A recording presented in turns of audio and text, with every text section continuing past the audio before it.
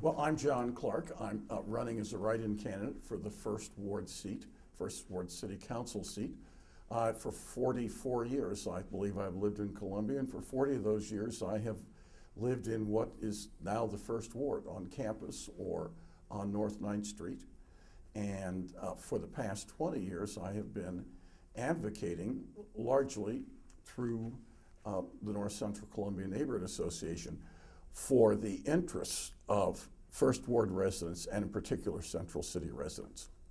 Right, and John, you have been a political candidate in the past. You've run twice for mayor Yes. And for First Ward previously. Yes. Your previous showing for First Ward, it was a rather low percentage. I believe it was the vote count was 63 votes. Oh, yes. Why try again this year? What makes you feel as if that your fortunes will be different this time around?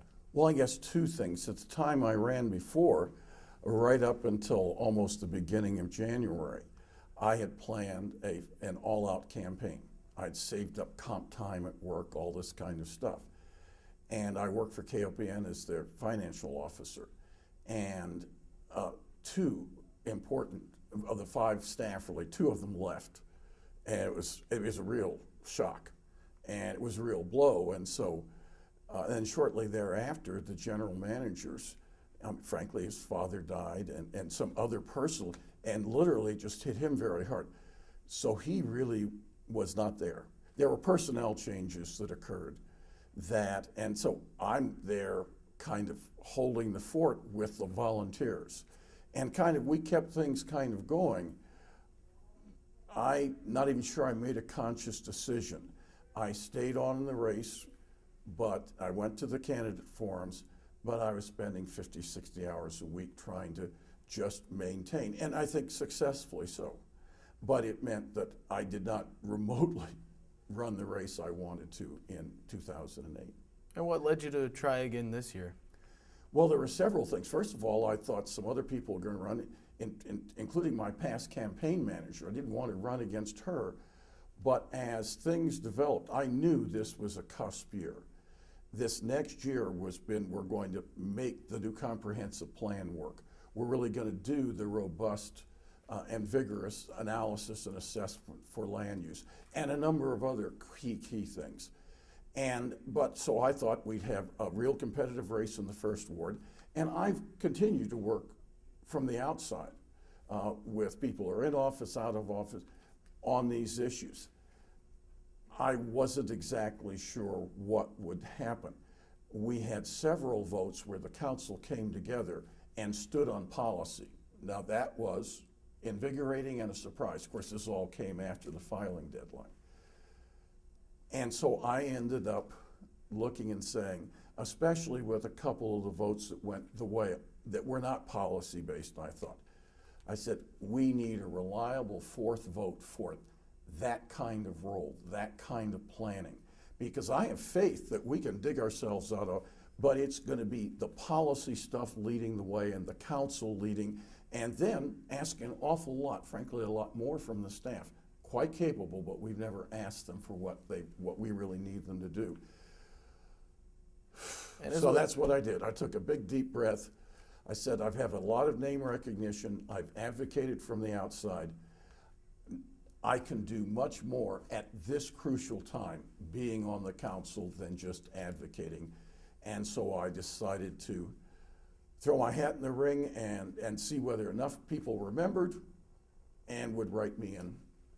And you know as well as I do, the council took a vote on two development agreements, approved 2 development agreements for student apartment complexes in the downtown area that were, needless to say, quite controversial. Do you feel that they made the right decision in approving those 2 agreements? I would have, with some reservations, actually reservations in rewriting part of the development agreement, have changed the CHP. I agree with all they'd gone through the process. They are really aimed in the right direction. I mean, they'd done their work and so forth. I have questions about the real robustness of the development agreements, keeping us from promising to provide services that it's a real stretch to provide.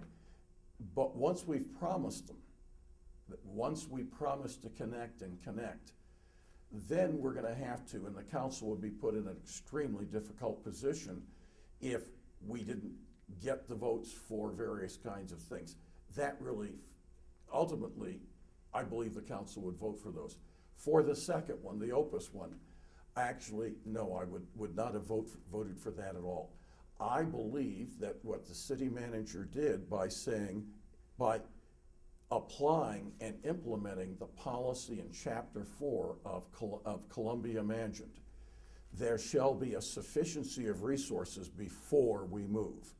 Now, I must admit, we haven't laid that out in detail, but the fact is, I believe he acted on that policy, said we're not going to issue building permits, and I believe that's exactly what he should have done. I am okay with the first approval. I would support repeal of the second approval.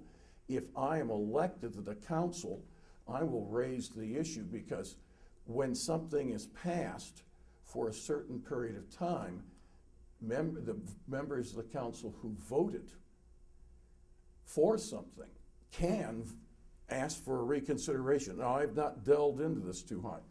Well, of course, I wasn't on the council, but that power may attach to the position of First Ward council person. Shall we say, I support the repeal effort that's going on, and I would certainly look into this. If, in fact, I had that power, I would ask for reconsideration, because I think the development agreements, certainly beyond CHP, put us at grave risk. And they just, frankly, I don't think those developments are necessary, and I don't think they will remotely pay for themselves, let alone provide funds to help do other things.